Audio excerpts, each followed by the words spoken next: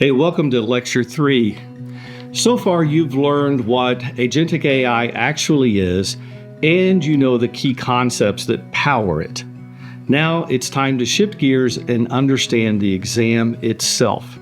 In the next few minutes, you'll learn exactly what you're walking into on test day. I'll break it down, the format, show you the question types, walk through how scoring works, paint a clear picture of what success looks like. Understanding the exam structure isn't just useful, it fundamentally shapes how you study.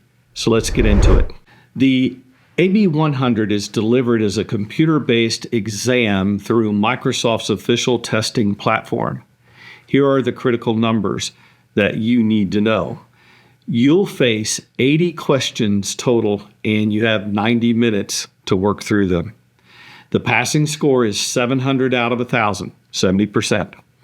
The exam uses a mix of question types, multiple choice, scenario-based questions, and some drag and drop.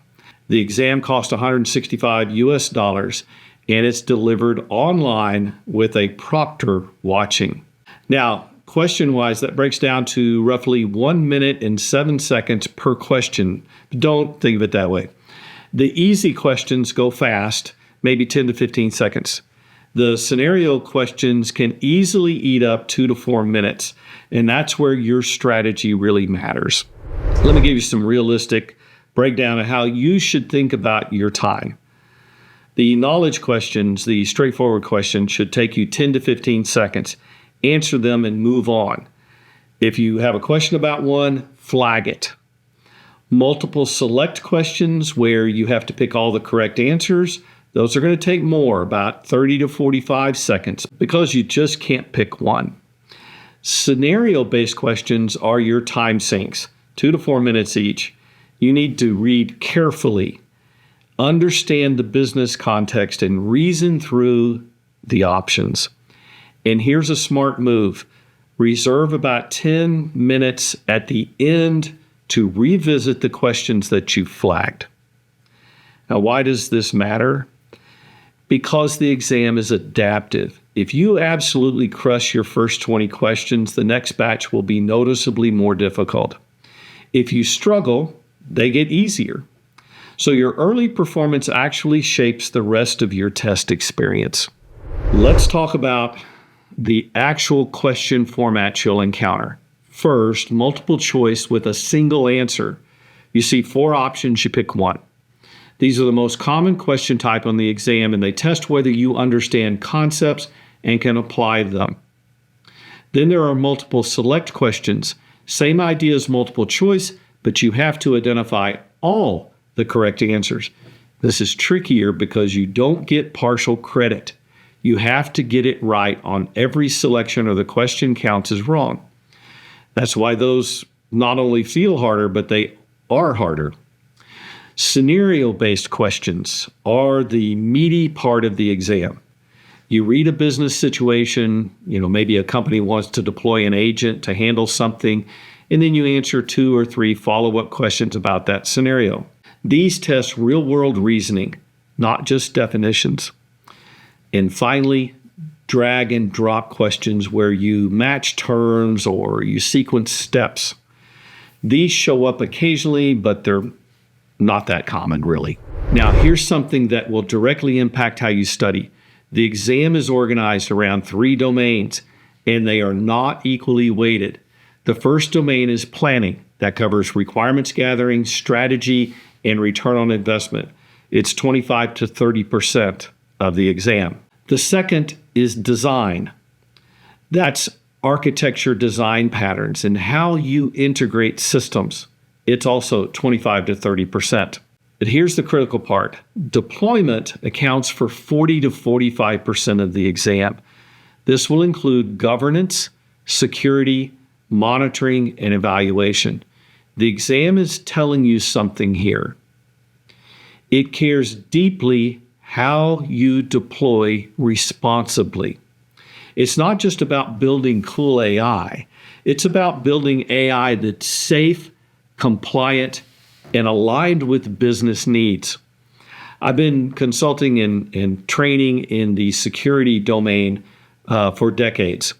And this is an area where we fail utterly as an industry, securing not only our traditional systems, but now AI systems, which have a much bigger surface area. So security, governance, ethics, and all that kind of stuff is really important. Let me be very direct about what the exam is and isn't testing. The exam is testing your ability to reason through real-world scenarios.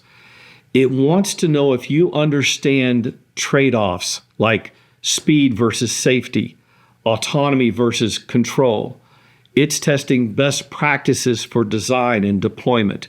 It's asking, can you map a business problem to the right agentic approach? Can you think ethically about governance? These are real questions on the exam. The exam is not testing deep machine learning theory or mathematics. You don't need to know linear algebra or calculus. It's not asking you to write code or demonstrate programming ability. It's not about training models or fine-tuning models. And it's not quizzing you on specific API syntax like Azure or any particular tool. This is critical to your study plan. The AB-100 is a business and architecture exam, not a machine learning engineer exam.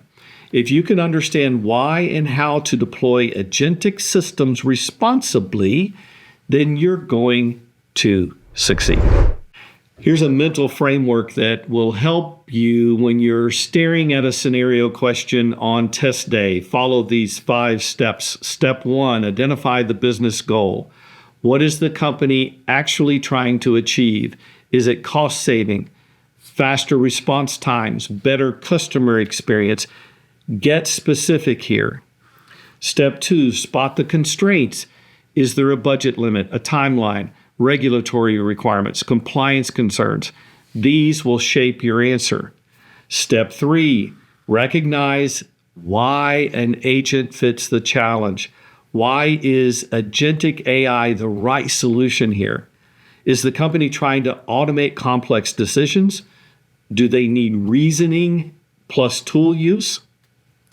Step 4, evaluate your options. Which answer choices actually balances capability with safety?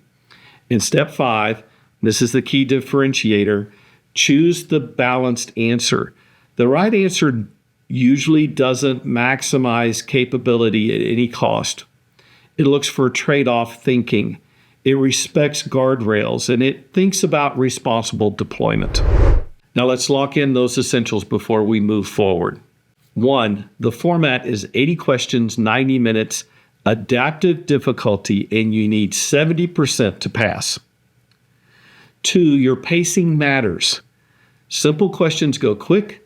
Scenarios will need 2 to 4 minutes each.